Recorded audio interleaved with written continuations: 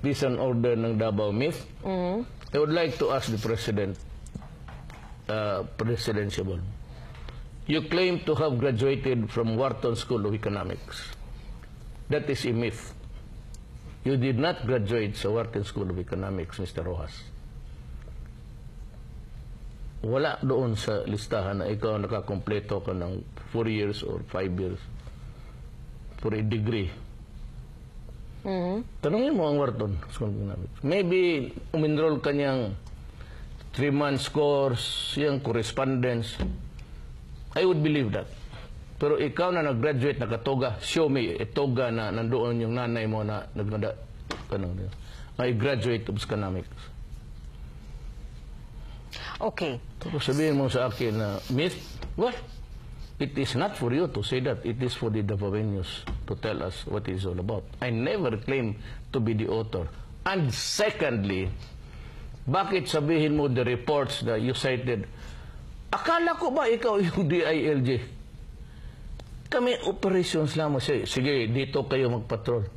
But all others, the submission, I do not even have a copy of the blotter every day or of the journal. Ikaw yung may hawak ng pulis. Bakit hindi mo ang pulis sa Davao kung talagang mabigat yung krimen? Either binulagan ng pulis mo, ito naman ang ginawa, or you were treated as a trust by the police. Kaya magpasurvey ka sa krami. Kung manalo ka, mag-withdraw ako tapos kakampanyahan kita. Ikaw yung nag-umpisa eh. Ikaw yung nagsabi na may cancer ako. You broke the camel's back. I was really holding na ayaw ko.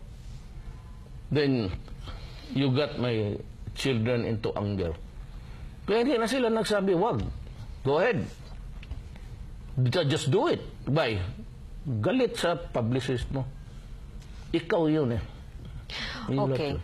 Mayor, ang imong mga activities karong Pasko, ang imong mga pahalipay nga giambungan. Pati yung sa Yolanda.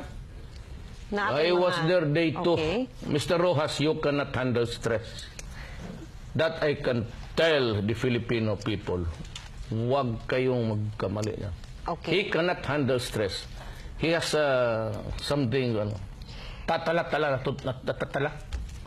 Greetings ta, Mayor. Wala na tayo oras.